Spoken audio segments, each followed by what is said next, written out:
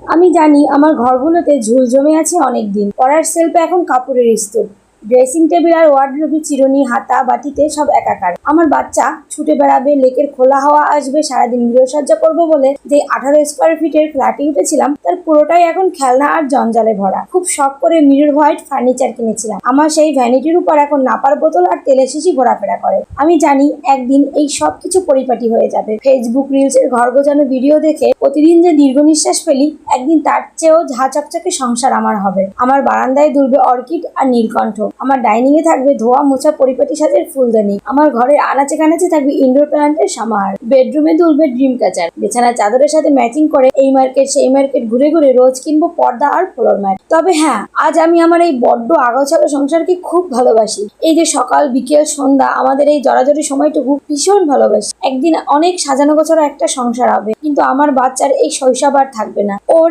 এই বিনা কারণে কান্না আর অভিমানী দুপুর আর পাবো না। একদিন অনেক করে চাইলেও এই সন্তানের কাছে একটু সময়ের খুব অভাব হবে। সেদিন যেন এই স্মৃতিগুলোই আমাকে সজীব করে রাখবে। তাই আমি স্মৃতি জমাচ্ছি। ভেবেছি আমার বাড়ির দরজার সামনে বড় করে লিখে রাখবো নোটিশ বোর্ড, এখানে স্মৃতি সংরক্ষণ কাজ চলছে, দয়া করে বাড়ির ভেতরে প্রবেশ করে কেউ নাক ছিটকবেন না।